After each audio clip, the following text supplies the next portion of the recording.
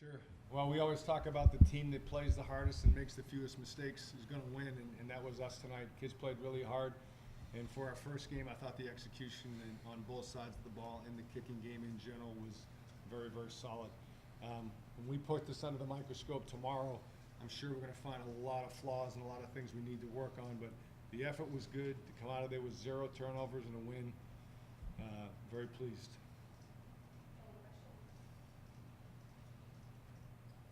Anthony, before this game, I talked to Sean. He said this preseason was the best offensive preseason he'd seen in a long time. What sort of talents do you think you guys bring as an offensive unit this year?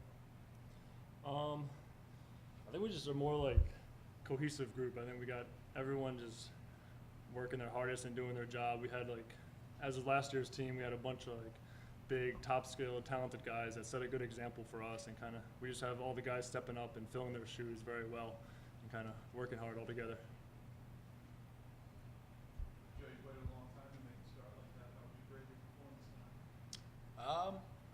tonight. I was happy with it, but obviously it wasn't perfect. We'll kind of see when we watch the film, but it just felt good to play some football finally. Joe, there were a lot of times tonight where you had to scramble. With the exception of 1 or 2 balls that you threw away, you ran most of them. Is there a reason that you're looking to run rather than pass when you're going out like that? I just try to run the plays the way they're designed, and if stuff breaks down, then just try to make a play with my feet, ideally throw, but if I have to, run.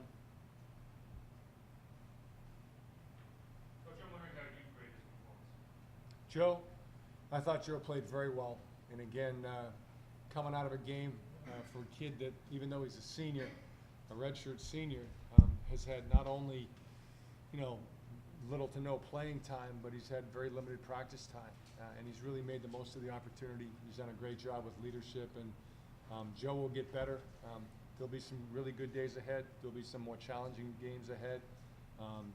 But he's put so much into it mentally to go out there and execute and help our offense execute that, I'd give him a very high grade. Said Coach Fleming said you didn't notice much difference from the Harvard of last year to the Harvard of this year. What sort of a testament is that to your system and the program that you have in place? Each game is different. Every game is different. I think the challenge always when you're playing a team that's playing their third game is they may be more in sync than you are. I think the benefit is that you have more time to prepare. We had a lot of time to prepare for URI, way more than you would have in a normal game week. And I think that was very tough for URI because we've been basically practicing for 3 weeks to get ready for this game. And I think that was what accounted for such a high score on our part.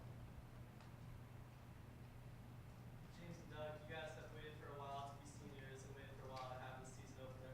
What was the mentality like, the minutes before this game, and on that first drive that you guys were out on the field? What was it like to just be out there? So, I don't know, as you know, we're both fifth-year seniors, and the mentality in the locker room before the game, a lot of hype, we all knew that we had a lot of injuries going into this in the secondary and also the linebackers. So, we knew that both of us and the whole D-line was going to need to turn up a notch in order to possibly compensate for any misfits by linebackers. But fortunately, the game played out, perfectly as far as the defense. I shouldn't say perfect, but it played out very well from a defensive standpoint. Our young linebackers really, really turned it up tonight, and it showed us that there's a very bright future ahead. Yeah, no, off of that, I feel like, it's just good to play football again. We missed spring ball last year, taking the spring off.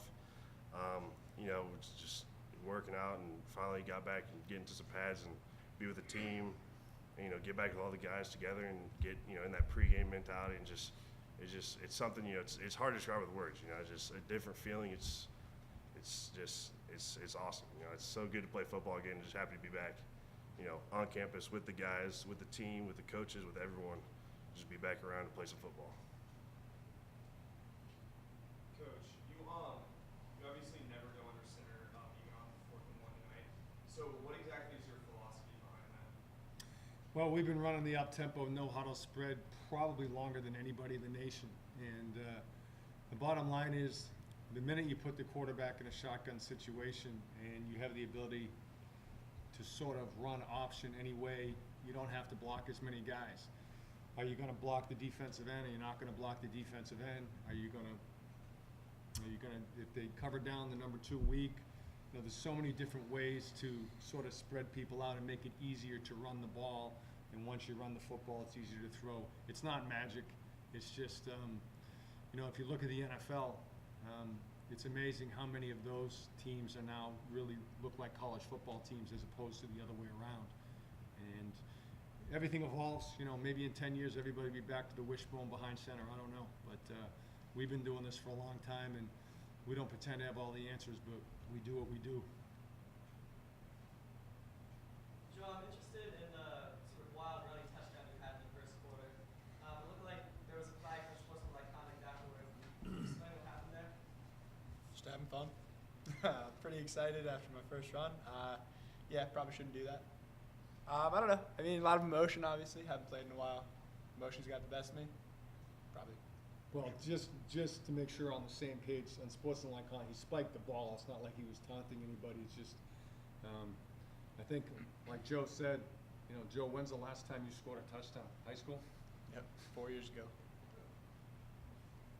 I think he spiked it then too. Joe, both Anthony and Justice had over 100 yards tonight. Do you see that becoming a trend for the rest of the season?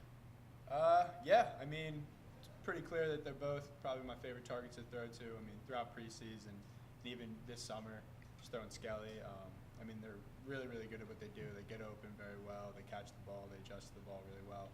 So, I mean, not that other guys can't step up because we have plenty of other weapons, but I mean, they're very, very reliable guys to go to. So, yeah, I can probably see that keep going.